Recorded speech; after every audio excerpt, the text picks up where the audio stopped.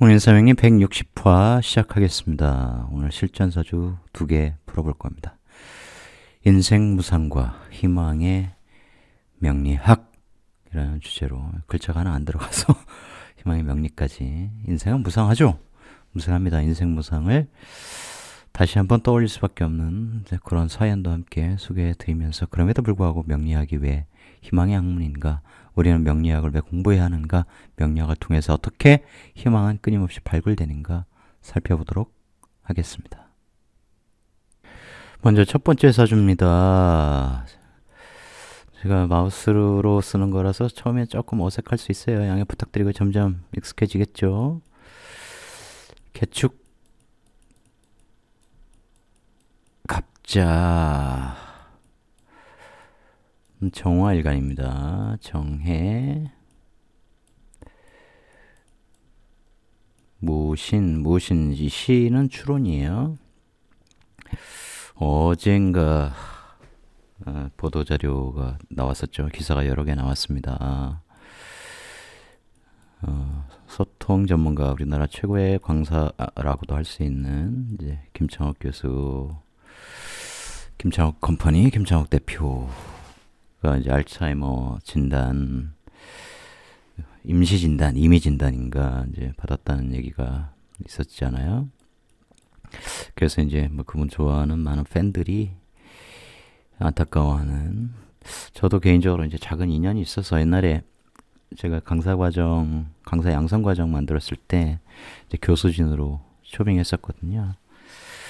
그래서 3회를 같이 진행했었는데, 그러니까 그래서 좀 제 안타까운 마음에 제가 사주적으로 뭔가를 조언을 하고 싶어도 몇 번을 망설였는데 이게 쉽지가 않더라고요. 왜 쉽지 않냐?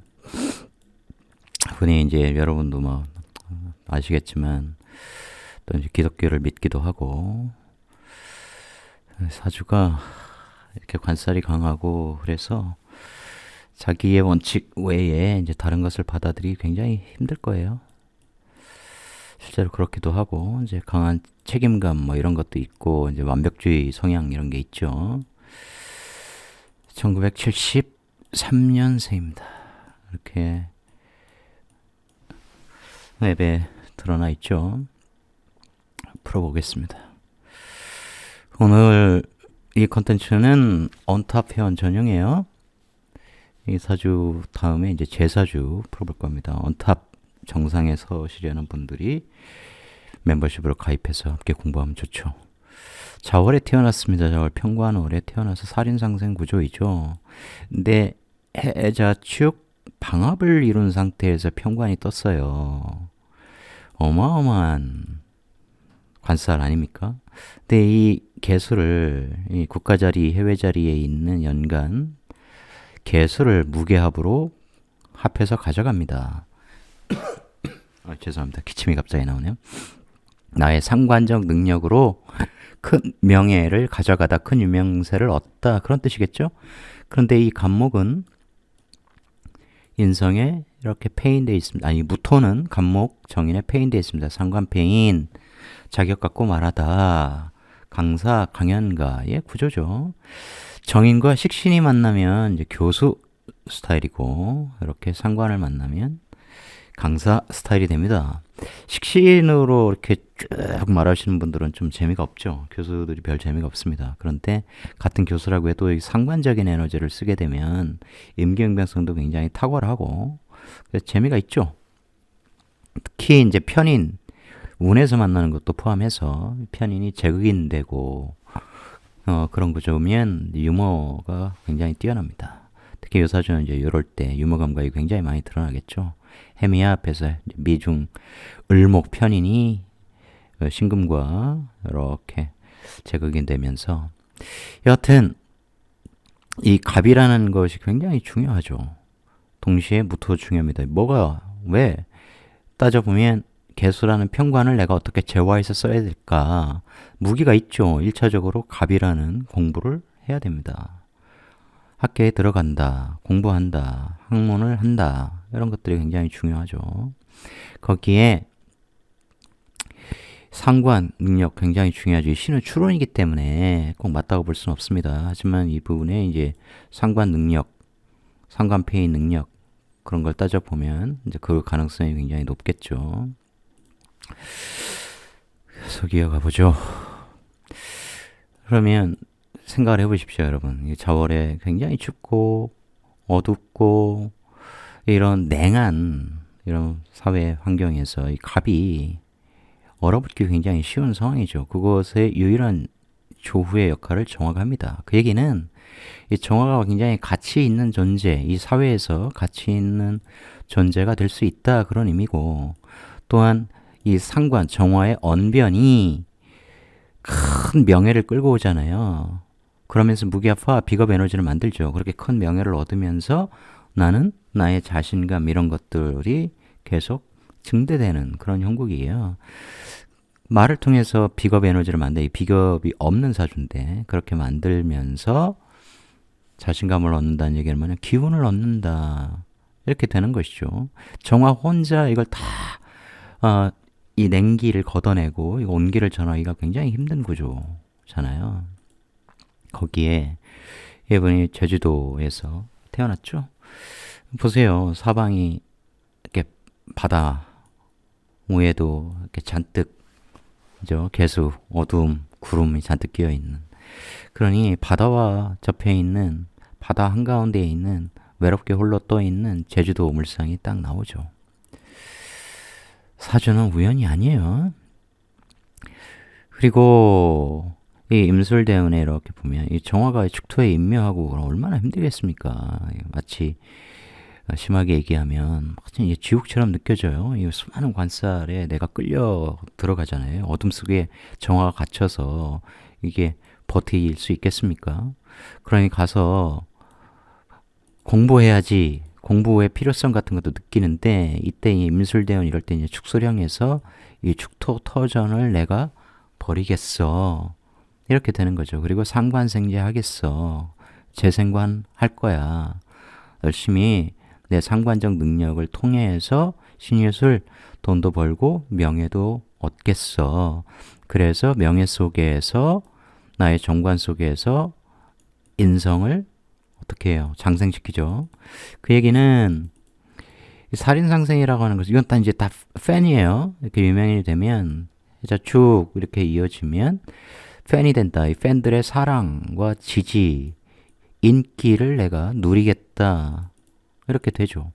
그러니 같은 명예라고 해도 이렇게 연관에 있는 명예는 전국적, 국가적, 세계적 유명세를 누리다. 유명인이 되다. 이제 그런 속성이 당연히 있겠죠. 나는 드러나지 않았어. 그러면 문에서 드러날 때를 써야겠죠. 당연히. 이 신유경신 이렇게 되면 냉기가 훨씬 더 강해지죠. 오행으로 보면 금생수 하면서 이 간목, 인성, 뇌의 작용, 뇌의 기능 이런 것이 굉장히 얼어붙습니다. 재를 많이 얻고 동시에 금생수해서 명예도 많이 얻고 그러는데 그것이 과하면 요 문제가 있단 말이에요. 이런 운에는 내가 상관 열심히 말하면 상관폐인에서 강연하면 굉장한 부를 축적을 하게 되죠. 이럴 때. 그러면서 명예도 얻게 됩니다. 굉장히 커지잖아요. 재가 바로 관으로 관살로 연결되어서 내가 그걸 합살하고 살인상생하니 평관을 제어할 수 있는 무기를 2개나 갖고 있어서 굉장한 성공을 거둘 수 있게 됩니다. 다만 그 과정에서 이게 이 구조 자체가 신자진도 있으면서 신해천도 이루어지는데 이 신자진하면 수기가 더욱더 강해지는 문제가 있고 신해천 하면 해중간목이 상하는 문제가 있잖아요. 이게 수기가 많다고 늘 많은 게 아니에요. 대운에서 이렇게 강력한 토가 왔을 때 이제 그럴 때 문제가 생길 수 있습니다. 특히 이제 이 근이 딱 상해버리면 천간에 뜬 건 상한 채로 올라오다 이런 의미가 있어요. 그래서 신해천의 문제, 세운에서 이런 운에도 이게 금생수가 굉장히 많이 되는데 세운에서도 이런 수기들을 말릴 때 그러면 금극목의 작용력이 굉장히 세집니다. 그럴 때 자꾸 이 갑이라는 생기가 상할 수 있어요. 그래서 인성이 굉장히 강화될 필요성을 가진 글자입니다. 이 사주에서. 그러면 공부를 굉장히 많이 해야 되고 책을 많이 읽어야 하고 밖에 나가서 내 에너지를 막 말로 쓰는 것보다 재충전하는 시간을 많이 가져야 되는 구조란 말이에요. 그래서 휴식도 적절하게 취해야 하고 인성, 휴식 그런 것들을 못하고 계속 뛰어다니고 그러면 이제 문제가 생길 수 있습니다. 이 김희대운 40대에 접어들면 이제 식신을 쓰게 되죠. 이 식신 정인합에서 식신으로 말하면 엄청나게 인기도 계속 끌어오게 되고 식신제살 이렇게 하면 내 실력으로 명예를 내가 획득하게 되는 거죠. 굉장히 정력적으로 뛰지 않겠습니까? 이 간지 자체가 양인 식신이고 정화 입장에서도 양인이니까 이제 정말 본격적으로 뛰게 됩니다. 그런데 여기서 이제 충미추억 뭐 이런 것은 여기저기 바쁘게 왔다 갔다 하는 겁니다. 식상 혼자 극단적으로 축토 지역도 가고 미토 지역도 가고 이렇게 보셔도 되고 굉장히 바쁘게 여러 군데에서 여러 곳을 돌아다니며 역마성을 갖고 내가 강연하러 다니다 이렇게 됩니다.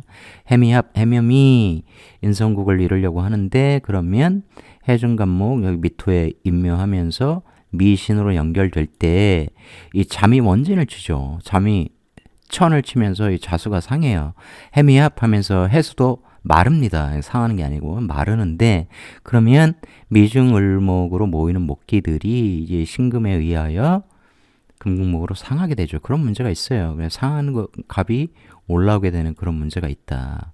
천간부터 보면 갑기합의 문제가 있죠.